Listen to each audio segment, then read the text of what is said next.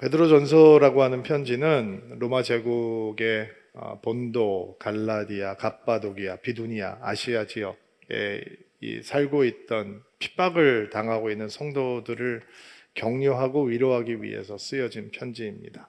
고난을 통과하고 있는 사람들에게 고난에 맞설 수 있는 믿음을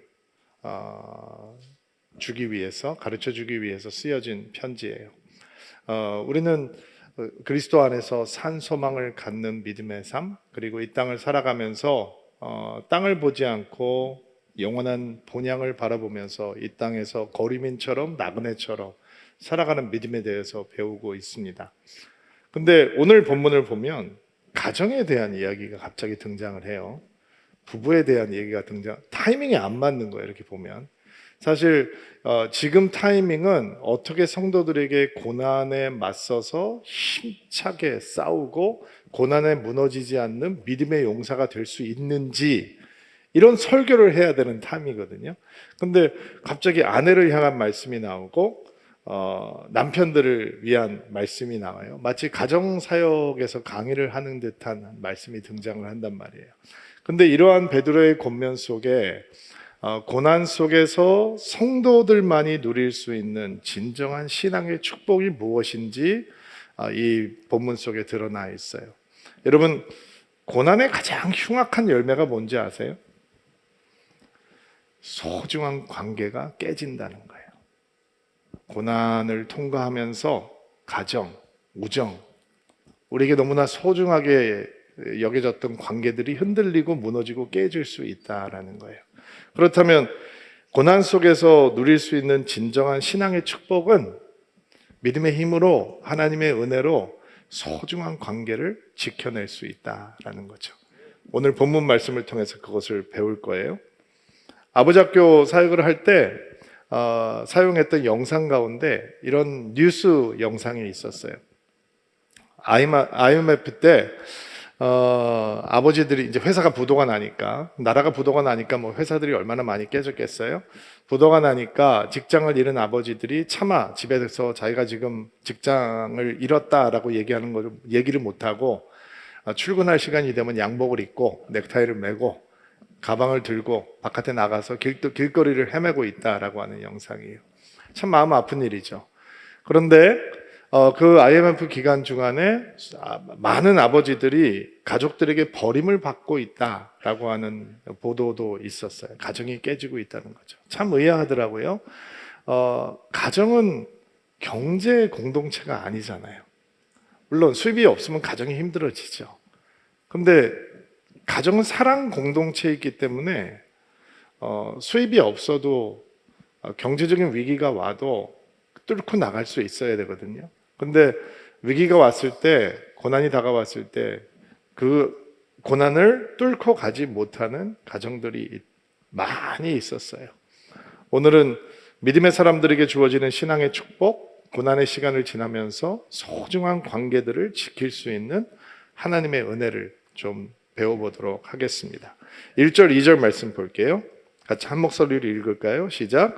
이와 같이 아내들은 남편에게 순종하십시오. 그러면 하나님을 멀리하고 그 말씀에 귀를 기울이지 않던 남편들도 아내의 순종하는 모습에 의해 하나님을 믿게 될 것입니다. 억지로 설득하려는 100마디 말보다 온전한 행동이 남편을 감동시킬 것입니다. 남편들은 여러분이 하나님을 경외하며 깨끗하게 살아가는 것을 지켜보고 있습니다. 자, 믿음의 사람들이 고난 속에서 소중한 관계를 지킬 수 있는 하나님의 방법, 그것은 하나님의 가정 원리로 돌아가는 것입니다. 그리고 하나님의 사랑의 언어를 배우는 것입니다. 하나님의 가정의 원리로 돌아가서 하나님의 사랑의 언어를 배우는 것. 저는 삼성폰을 씁니다. 제 핸드폰이 고장나면 AS 센터를 가야 되겠죠. 그러면 애플 아이폰 고치는 AS 센터 가면 고쳐주나요? 받아주지도 않을 거, 접수도 안 해줄 거예요. 그렇죠? 그러면 삼성 현대 기아 센터에 AS 센터에 가지고 가면 고쳐주나요? 저보고 미쳤다고 그럴 거예요. 가정이 망가지면 어디로 가지고 가야 되나요? 어디서 고쳐주나요? 병원 가면 고쳐주나요? 술집 가면 가정 고칠 수 있어요? 학교에 가면 가정이 망가지는 거 어떻게 고칠 수 있는지 가르쳐 주나요? 회사 가면 알려주나요? 어디서 배울 수 있는 겁니까? 가정을 만드신 분에게 가야죠. 가정을 향한 설계도를 가지고 계신 분에게 돌아가야죠.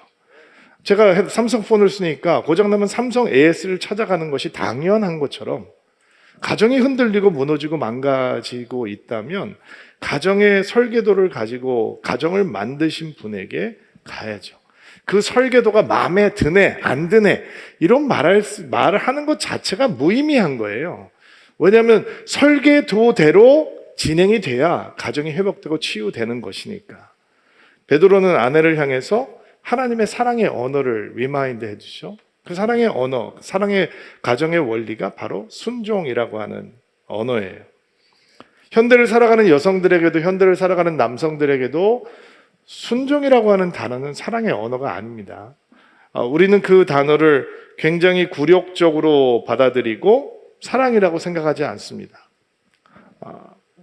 이런 성경 말씀 대할 때마다 많은 현대인들이 이런 말씀이야말로 구시대적이고 가부장적이고 남성 중심적인 낡은 생각이고 새롭게 개혁해야 되는 내용이다라고 간주합니다.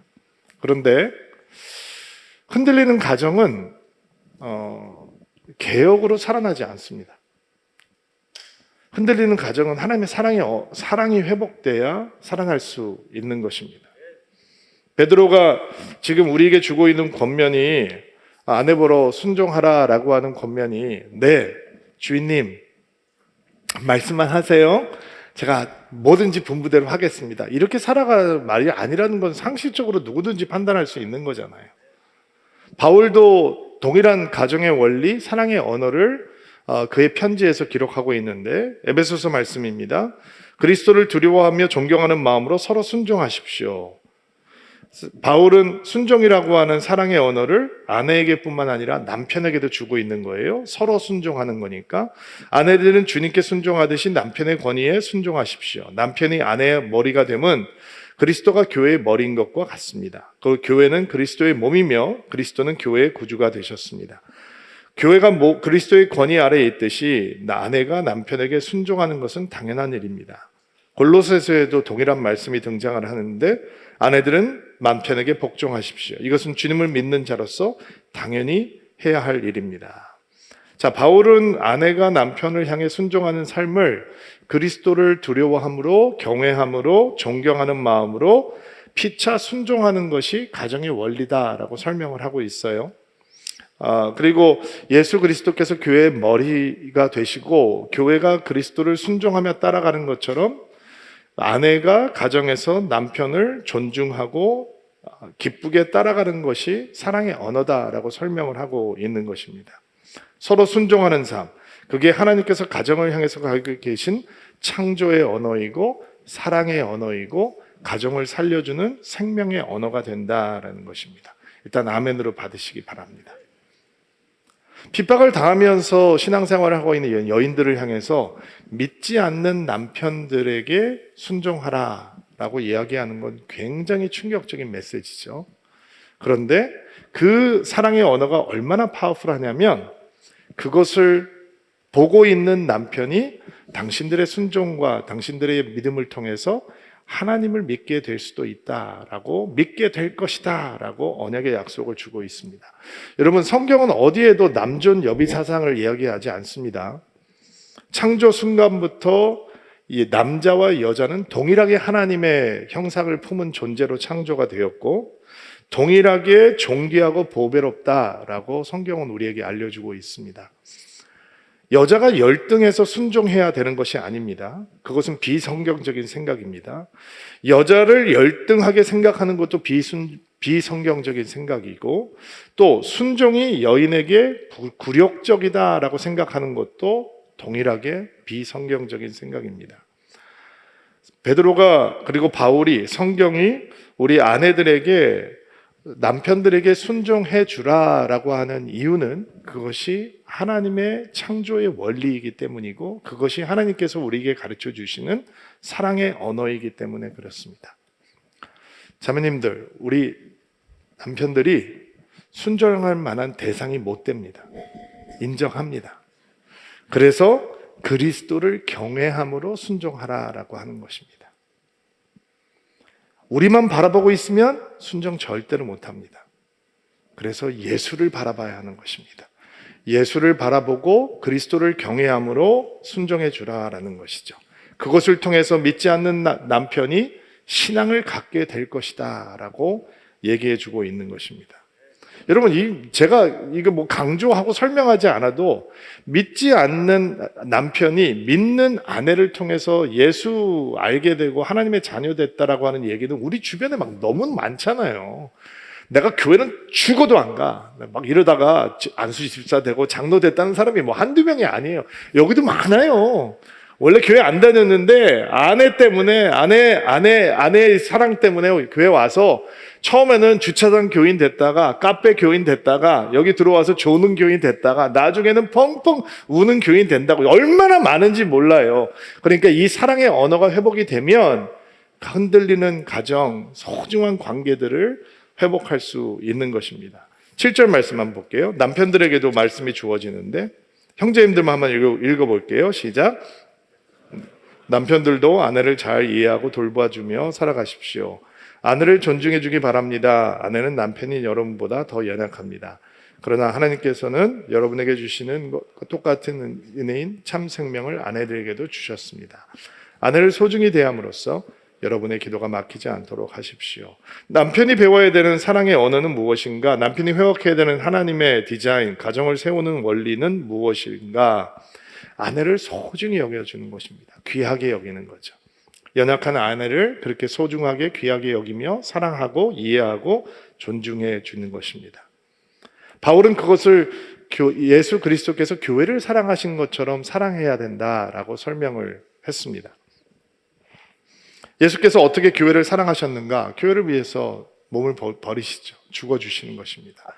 희생하고 포기하고 목숨을 버리심으로 교회를 사랑하셨습니다. 어떻게 아내를 소중하게 여기는가? 먼저 희생하고, 먼저 포기하고, 먼저 배려하고, 먼저 불편함을 기쁘게 감당하는 것입니다. 오늘 예배드리는 우리 결혼한 형제님들이, 그리고 앞으로 결혼할 형제님들이 이런 말씀을, 그러니까 결국 목사님은 집에 가서 분리수거 불평하지 말고 하고, 음식물 쓰레기 잘 버려주고, 또 화장실 청소 잘 해주고 이런 말씀이구나 라고 생각하는 1차원적인 반응은 하지 않으셨으면 좋겠습니다. 오늘 이 아내를 소중하게 여기라고 하는 말씀은 무엇을 해야 된다라고 하는 말씀이 아니라 우리가 어떤 존재가 되어야 되느냐라고 하는 것에 대한 말씀입니다. 우리가 어떤 존재가 되어야 되느냐? 예수께서 교회를 사랑하신 것처럼 아내를 사랑하는 작은 예수가 되어야 된다는 것입니다. 우리는 그거 할 수 없습니다. 그러니까 그 일을 위해서 우리는 예수로 충만해야 되고 예수의 사랑이 우리에게 부음바 돼야 되고 우리는 그 예수의 사랑을 의지하고 예수의 사랑으로 우리 아내를 대하고 우리 소중한 관계들을 대할 때 우리가 그 관계들을 지켜낼 수 있는 것입니다.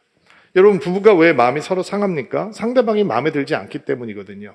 예수가 우리를 어떻게 사랑하셨습니까? 우리가 마음에 들지 않아도 우리를 위해서 목숨을 버리시고 사랑하셨습니다. 오늘 예배하는 우리 형제들 마음 가운데 이런 새로운 결단이 있게 되기를 바랍니다. 내가 잘해야지 이런 결단이 아니라 내가 작은 예수가 되어야지.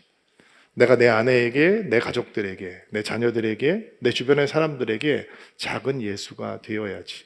예수께서 그리스도 예수께서 교회를 목숨을 베어서 사랑하셨던 것처럼 내가 그렇게 할 수 없지만 나는 그 예수의 발자취를 따라가면서 내가 작은 예수가 되어서 내 아내를 소중히 내 주변에 있는 그 소중한 사람들을 귀히 여기는 삶을 살아며 내가 작은 예수가 되어야지라고 하는 새로운 결단이 오늘 여러분 마음 가운데 가득하게 자리하는 귀한 복된 주일이 되기를 바랍니다. 자, 어떻게 소중한 관계를 지키는가? 사랑의 언어를 회복하는 거예요. 하나님의 사랑의 언어. 두 번째, 3절과 4절 말씀 읽어주세요. 시작. 화려한 옷이나 보석을 걸치거나 머리 치장을 한다고 여러분이 아름답게 보이는 것은 아닙니다. 진정한 아름다움은 내면의 아름다움에서 나오는 것입니다. 온유하고 정숙한 마음을 가진 사람이 정말 아름다운 사람입니다. 그러한 아름다움은 없어지지도 않으며 하나님께서도 귀히 보시는 것입니다. 고난 속에서 소중한 관계를 지켜주는 하나님의 두 번째 원리는 겉사람이 아닌 속사람의 아름다움을 가꾸는 것입니다.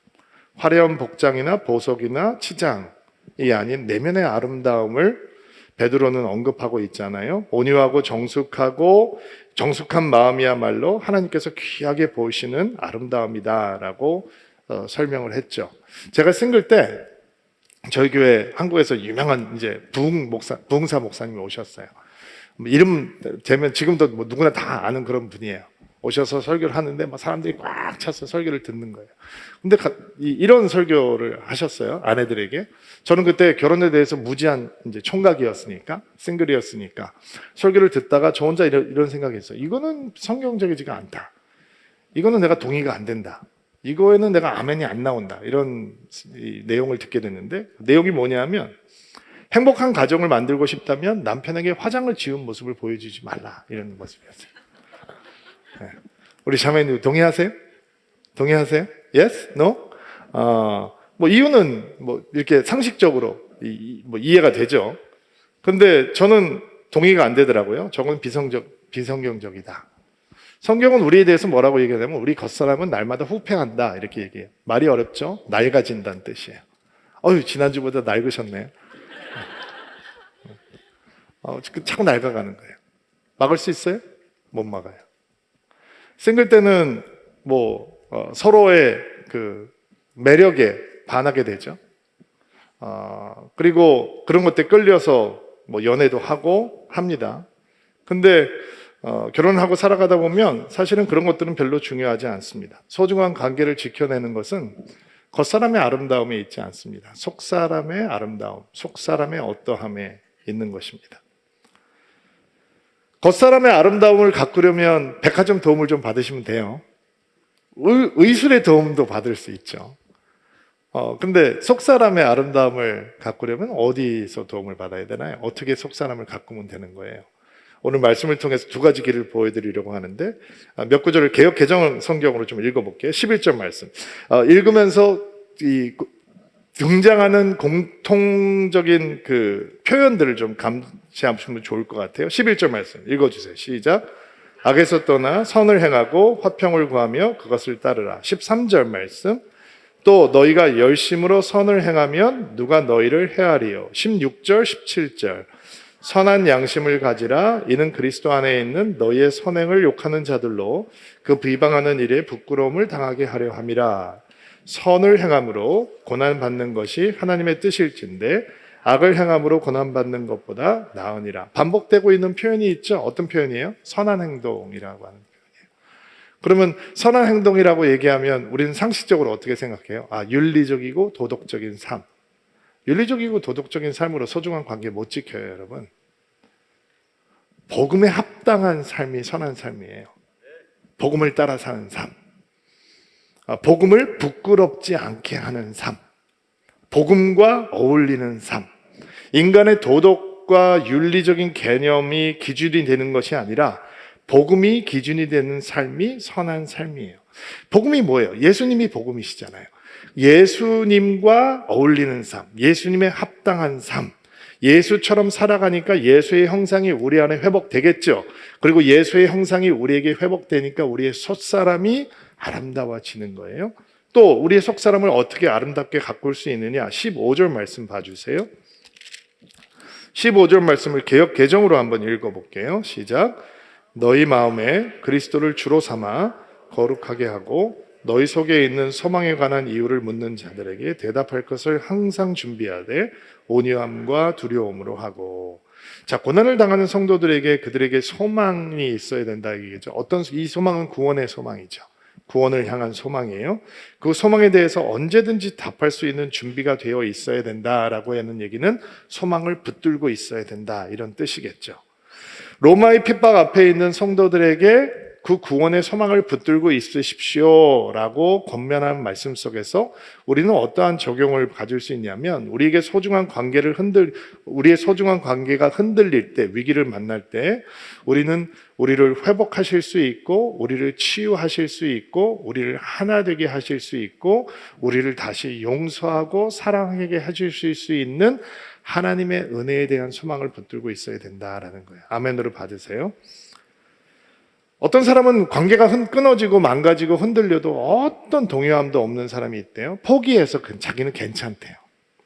기대하는 게 없기 때문에 기대가 망가져도 자기는 아무런 상관이 없다는 거예요. 고요하다는 거예요. 그거는 고요함이야. 그거는 위장된 고요함이고, 그 내면은 상처로 가득해질 수밖에 없는 거잖아요.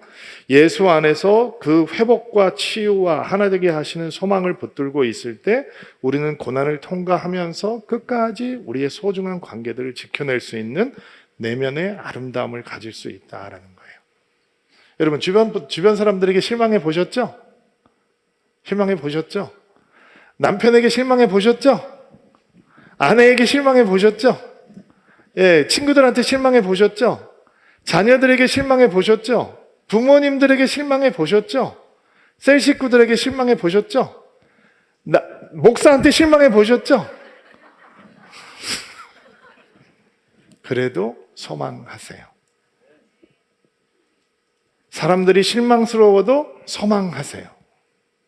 회복될 거라고 하는 소망, 더 좋아질 거라고 하는 소망, 치유될 거라고 하는 소망, 변화될 거라고 하는 소망, 그 예수님께서 주시는 하나 되게 하시는 소망을 붙들고 있을 때 우리의 속사람이 아름답게 되는 거예요. 우리 속사람이 아름다워질 때 흔들리고 있는 소중한 관계들을 지켜낼 수 있어요. 세 번째, 9절 말씀 한번 볼게요. 9절 말씀 한 목소리 읽겠습니다. 시작. 해를 입었다고 도로 보복하지 말고 욕을 먹었다고 그 사람을 욕하지 마십시오. 오히려 그 삶을 축복해 주십시오. 이것은 여러분 자신이 축복받는 인생을 누리도록 복을 받았기 때문입니다. 자, 세 번째로 고난 속에서 소중한 관계를 지켜내는 신앙의 축복은 악의 열매를 축복의 열매로 바꾸는 것에 있어요. 악의 열매를 축복의 열매로 바꾸는 것. 세상에서 우리는 이런 세계관을 배우죠. 받은 만큼 돌려줘야 된다. 아니, 본때를 보여주려면 받은 것보다 더 세게 돌려줘야 된다. 이게 세상에서 배우는 세계관이에요. 그런데 성경은 우리에게 다른 세계관을 가르쳐주죠. 되갚지 말라, 보복하지 말라, 누군가에게 부당하게 욕을 먹어도 똑같이 욕하지 말라. 더 기가 막힌 건 한 발 더 나가서 성경은 이렇게 가르쳐줍니다. 그들을 축복하라, 복을 빌어주라, 축복을 하며 기도하다라는 얘기죠. 참 소화하기 힘든 말이에요. 누가 이렇게 살 수 있어요, 여러분? 누가 우리에 대해서 욕하고 못된 말하고 가십하고 헛된 소문을 퍼뜨리고 막 이러면 우리는 너무 화가 나서 잠도 안 오고 막 혈압도 올라가고 입맛도 떨어지고 그리고 어떻게 하면 이거 되갚아지, 이걸 내가 어떻게 들었다 놨나 하면서 고민하면서 막 하루 종일 몰입을 하는데 어떻게 그런 사람들을 축복하고 기도하겠어요. 자, 이 베드로의 권면이 소화하기 힘들다라고 하는 것 인정하고, 그리고 내가 그렇게 살고 싶지 않다라고 하는 마음이 내 안에 있다라고 하는 것도 인정하고, 우리 냉정하게 이렇게 한번 생각을 해보자고요. 제가 질문 하나 할게요. 되갚아주니까 풀려요? 여러분이 당한 만큼 해보니까 기분이 좋아져요? 관계가 지켜지던가요? 마음이 풀려요? 욕 먹은 만큼 욕해주고 당한 만큼 돌려주니까 관계가 다시 이어져요? 허탕하게 되갚아주고 나니까 소중한 관계가 지켜지던가요? 아니잖아요. 되갚는 거에는 답이 없어요, 여러분. 되갚는 거에는 해답이 없단 말이에요. 예수님의 말씀을 한번 들어보실래요? 너희는 눈은 눈으로, 이는 이로 갚으라 하였다는 것을 들었으나 내가 너희에게 이르노니 악한 자를 대적하지 말라. 누구든지 내 오른뺨을 치거든 왼편도 돌려대며. 기가 막히죠. 한 대 맞으면 또 한 대 맞으라는 거예요. 누구든지 너로 오리를 가게 하거든 그 사람과 실리를 동행하고, 당시에 유대인들이 로마 사람들이 짐을 지우고 오리를 걸어가 그러면 무조건 가야 되는 거거든요. 무조건 가야 돼요. 식민지 사람들이니까. 근데 그 오리로 충분하지 않고 더블을 해주라는 거예요. 십리까지 가주라는 거예요.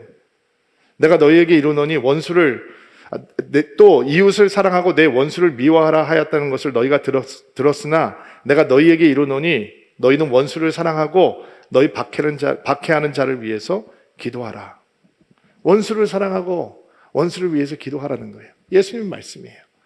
삶이라고 하는 것이 다른 사람들과 부대끼면서 살아가다 보니까 언제나 관계에 충돌과 오해가 생기거든요. 안 생길 수가 없어요. 그런데 어떤 관계는 힘들어져서 안 봐도 괜찮은 관계들이 우리 사회에 있어요. 그런데 어떤 관계는 흔들리고 깨어지면 우리의 속사람과 우리의 믿음과 우리의 영성과 하나님 앞에서의 우리의 어떠함에 지대한 영향을 주는 관계들이 있단 말이에요. 흔들리면 안 되는 관계들이 있단 말이에요. 깨지면 안 되는 관계들이 있어요.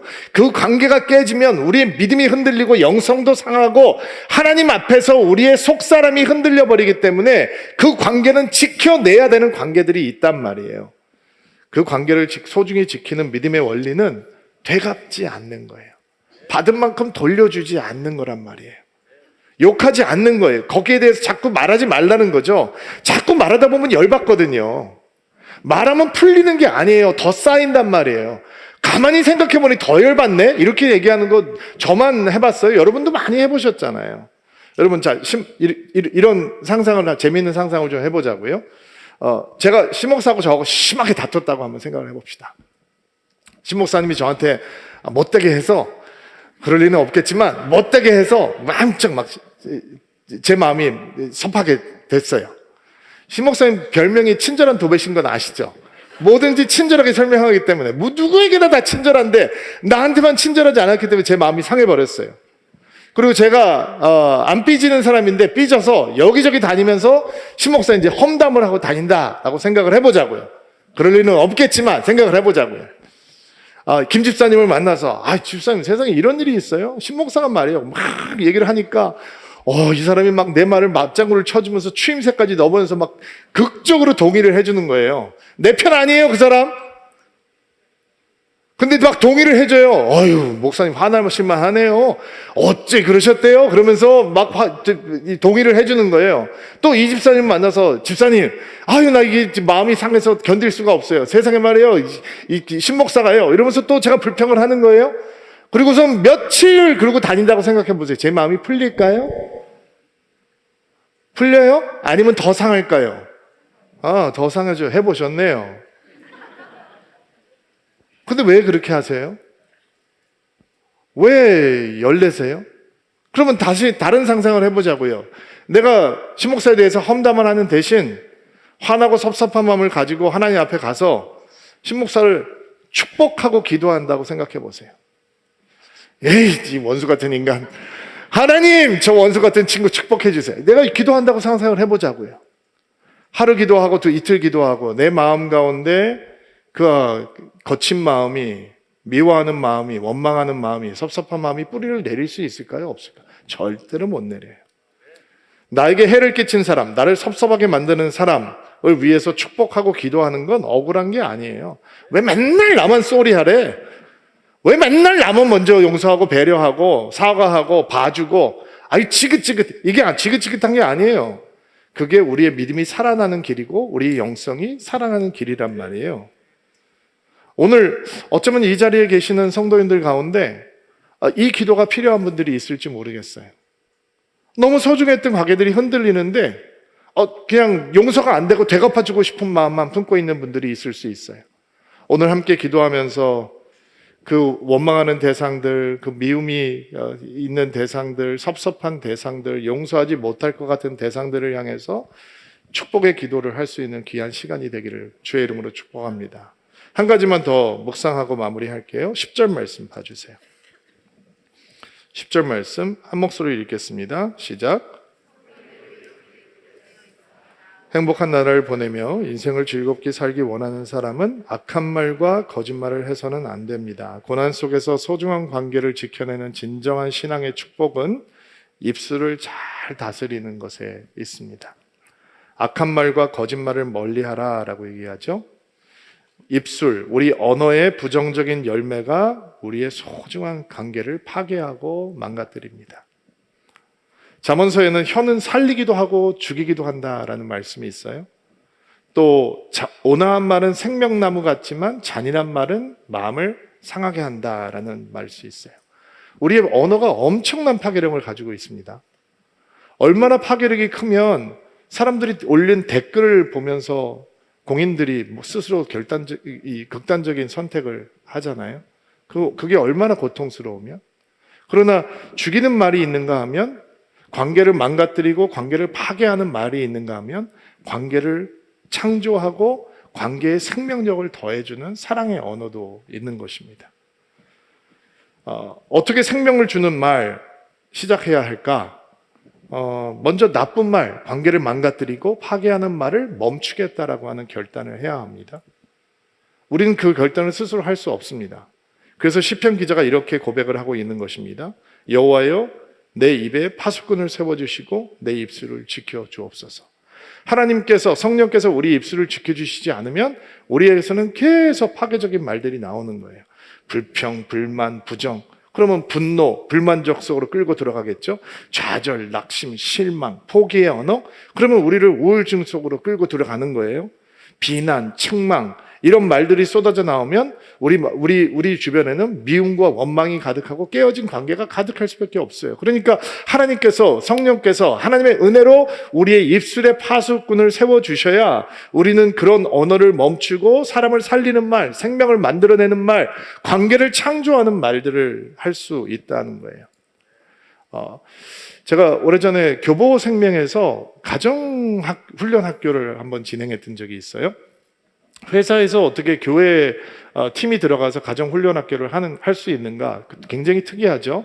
거기 부서를 맡고 있는 책임자가 성도였는데 다른 모든 사람들에게 양해를 구하고 우리 교회 가정훈련학교가 굉장히 좋으니까 한번 이 프로그램을 같이 하자. 그래서 이제 제가 온누리교회에 있을 때 같이 가서 가정훈련학교를 하게 됐어요. 광화문에 있는 교보생명 타워에서. 근데 사람들이 이제 자기 소개를 하는데 그 소개 멘트를 들으면서 제가 엄청 감동을 받았어요. 그 부서의 문화인지 아니면 그 회사의 문화인지는 제가 잘 모르겠어요. 근데 소개를 하는데 처음 사람이 이렇게 소개를 하는 거예요. 교보를 사랑하는 아무개입니다. 이러면서 소개를 해요. 그래서 제가 저 사람 센스 있네 생각을 했어요. 근데 두 번째 사람도 교보를 사랑하는 누구임. 모든 사람이 자기 소개를 그렇게 하는 거예요. 여러분, 그 사람들이 다 교보를 사랑할까요? 네? 그건 아니겠죠. 근데 만약에 매일 그렇게 고백을 하고 살면 어떻게 될까요? 여러분이 여러분 자신을, 저는 예수를 사랑하는 아무개입니다. 저는 서울진교를 사랑하는 아무개입니다. 이렇게 하면서 고백하면서 살아간다면 여러분은 어떤 열매가 맺히기 시작할까요?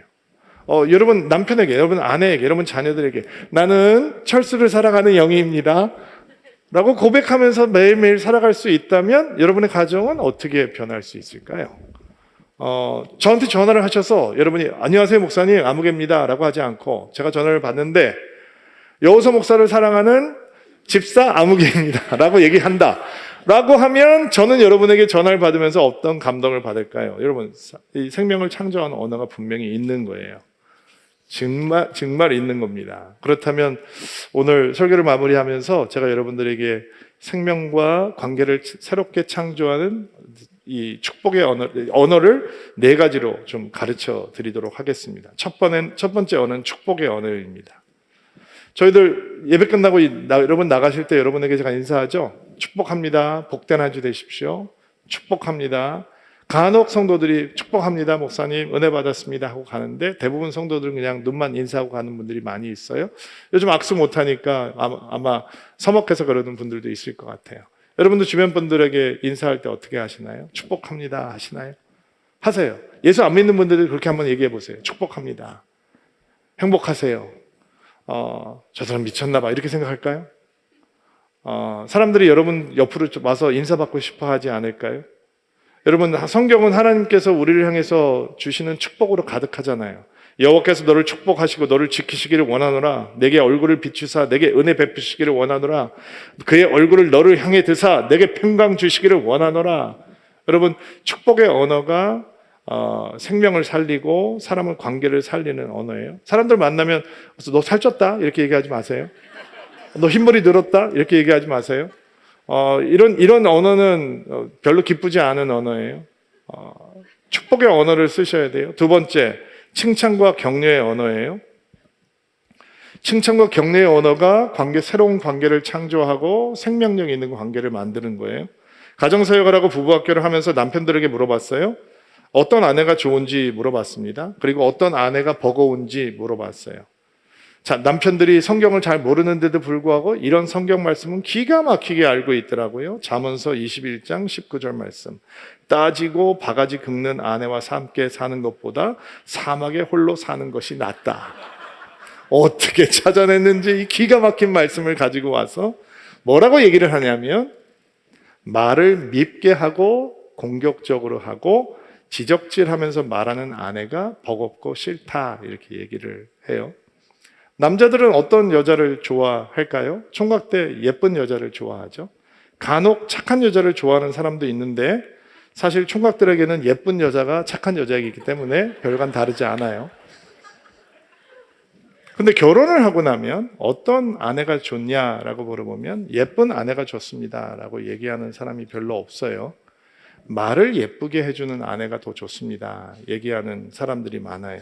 말을 예쁘게 한다는 게 무슨 뜻이에요? 자매님들, 우리 남편 오늘 수고했죠? 오늘 점심은 뭐 먹었어요? 동료 직원들하고 싸우지는 않았어요? 오늘 사장님한테 혼나지는 않고요? 이게 뭐 말 이쁘게 하는 거예요? 그건 아니잖아요. 응원해주고 칭찬해주고 편들어주고 끝까지 팬이 되어주고, 이런 말이 칭찬과 격려의 언어잖아요. 남편들도 칭찬과 격려의 언어를 배우셔야 돼요.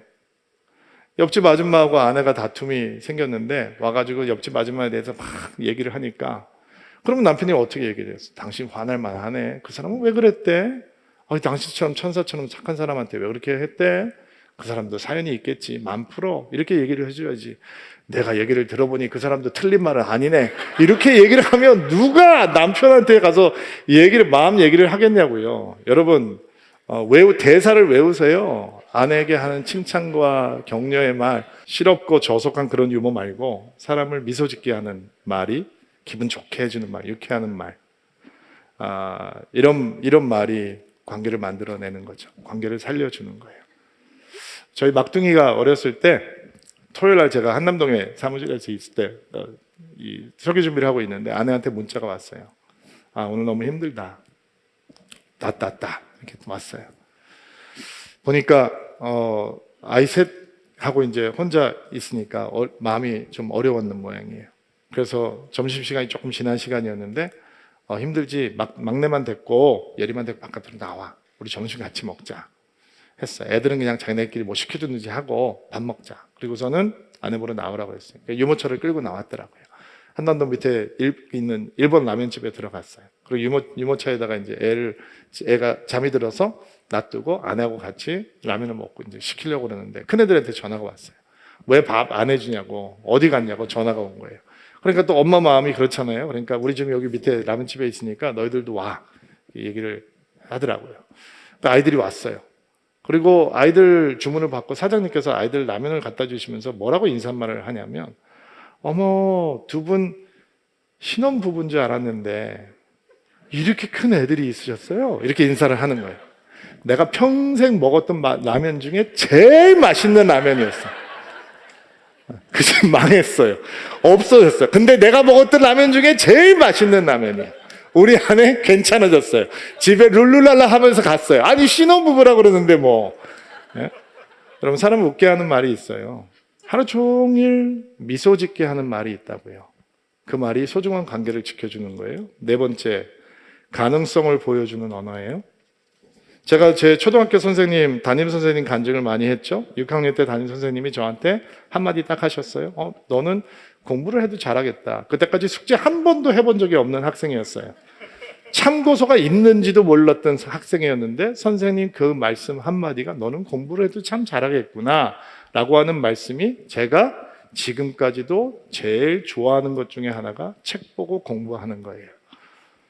가능성을 보여주는 언어가 있죠. 우리 부모님들 잘 들으세요. 세상에서는 여러분 자녀들을 향해서 너 가능성 있다라고 가르쳐 주지 않아요. 학교에서는 그 얘기 못 들어요.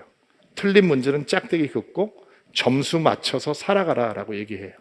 세상은 3학년, 4학년, 5학년 아이들한테 너는 우등생, 너는 열등생이라고 가르쳐요. 잘못된 거예요. 근데 세상은 그렇게 됐어요. 너에게는 무한한 가능성이 있다라고 하는 얘기는 믿음을 가지고 있는 가정과 믿음을 가지고 있는 교회에서만 할 수 있는 일이에요. 가정에서도 믿음이 없다면 너 점수가 안 나오면 너 뒤처지는 거야 라고 불가능을 얘기해요. 그러나 우리는 학교가 우리를 축복하는 것이 아니라 학교 이름이 우리를 축복하는 것이 아니라 하나님의 은혜가 우리를 축복한다라고 하는 걸 알고 믿어요. 그러니까 믿음을 가진 사람만이 가능성을 보여줄 수 있는 언어를 말할 수 있는 거예요. 여러분 성도님들께 부탁드립니다. 저희 교회는 앞으로 한국 교회를 책임질 수 있는 젊은 교육자들이 거쳐가고 훈련받는 교회예요. 수많은 교육자들이 와서 훈련받고 떠나고 훈련받고 떠나고 하죠. 저와 신목사 그리고 여러분들이 그들을 향해서 하나님의 가능성을 보여줄 수 있어야 돼요. 그것을 말할 수 있어야 돼요.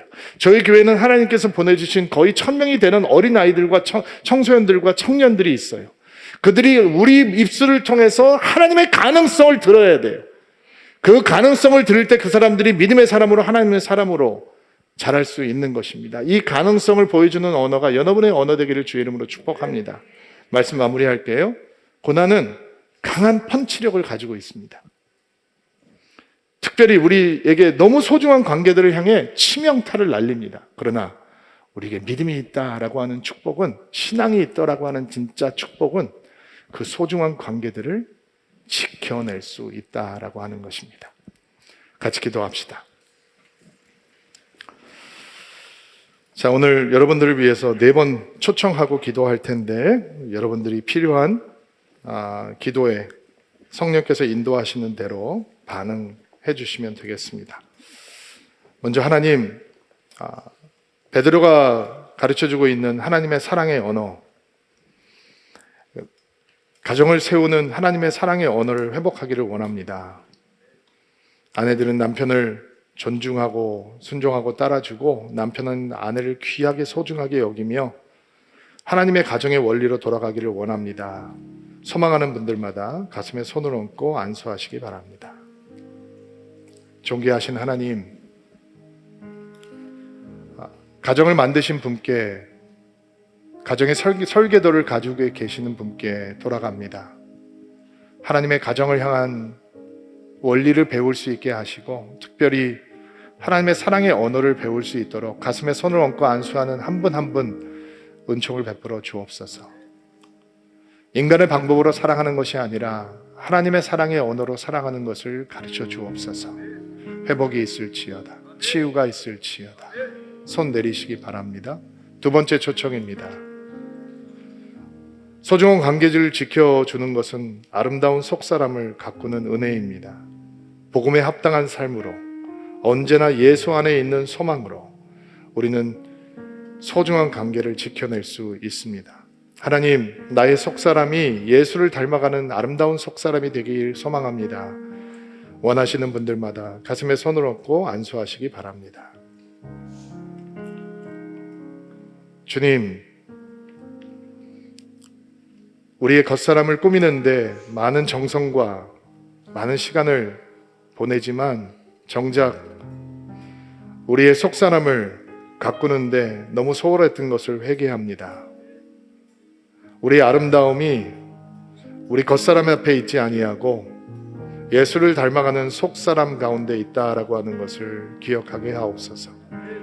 복음에 합당한 삶을 살 수 있도록 도와주시고 언제나 우리를 하나 되게 하시고 치유하시고 회복하실 수 있는 예수 안에 있는 소망을 붙듦으로 우리의 속사람이 날마다 아름다운 속사람으로 변해갈 수 있도록 도와주옵소서.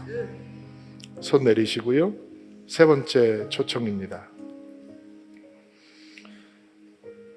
진정한 신앙의 축복, 우리가 누릴 수 있는 은혜는 악의 열매를 축복의 열매로 바꾸는 것입니다. 받은 만큼 되갚지 마십시오. 그렇게 관계를 지킬 수 없습니다. 이 시간 여러분을 화나게 하고 여러분을 섭섭하게 하고 여러분의 마음의 상처를 그 대상을 향해서 하나님의 용서를 흘려보내고 하나님의 사랑을 흘려보내고 하나님 그들을 위해서 축복하겠습니다. 기도하겠습니다. 마음에 결단하는 분들마다 가슴에 손을 얹고 기도합시다. 여러분을 위해서 성령께서 말할 수 없는 탄식으로 여러분 안에 그들을 위한 기도를 시작하실 것입니다. 제가 기도하기 전에 마음속으로 기도하십시오. 하나님, 아무개를 예수님의 이름으로 축복합니다. 여러분 마음을 섭섭하게 하고 상처 줬던 그 사람의 이름을 주님 앞에 고백하고 하나님 그를 위해 축복하고 기도합니다. 여러분의 마음으로 고백하십시오. 하나님, 받은 만큼 되갚지 않겠습니다. 우리를 화나게 하고 상처 주고 섭섭해야 했던 대상들, 그들의 얼굴을 떠올립니다. 그리고 그들을 향해 하나님의 축복을 선포합니다. 하나님의 사랑을 흘려보내고 용서와 이해를 흘려보냅니다. 더 이상 섭섭한 마음이 우리를 좌지우지 못하게 하시고 더 이상 분노와 미움이 우리를 주장하지 못하게 하옵소서. 손 내리시고요. 네 번째 초청입니다. 생명을 파괴하고 관계를 망가뜨리는 언어가 있습니다. 반면 생명을 창조하고 관계를 창조하는 언어가 있습니다. 그 언어를 통해서 소중한 관계를 지켜내는 것입니다. 하나님, 나에게 그 언어를 주옵소서. 축복의 언어, 칭찬과 격려의 언어, 웃게 하는 언어, 가능성을 보여주는 언어, 내 영혼 가운데, 내 마음 가운데, 내 입술 가운데 심어 주옵소서. 소망하는 분들마다 가슴에 손을 얹고 안수하시기 바랍니다. 하나님, 관계를 파괴하고 생명을 망가뜨리는 언어가 아닌 관계를 창조하고 사랑을 창조하는 언어를 배우게 도와주십시오. 우리 입술에 축복의 언어를 심어주시고 칭찬과 격려의 언어를 심어주시고 남을 하루 종일 웃게 하는 언어를 심어주시고 가능성을 보여줄 수 있는 언어를 심어주셔서 하나님께서 우리의 삶 가운데 심어주신 소중한 관계들을 더 사랑이 깊은 관계로 만들어갈 수 있도록 도와주옵소서. 이번 주도 주님을 예배하고 주의 말씀을 아멘으로 받으며 한 주를 시작합니다. 예수와 동행하는 한 주 될 수 있도록 도와주옵소서. 예수님의 이름으로 기도하옵나이다. 아멘.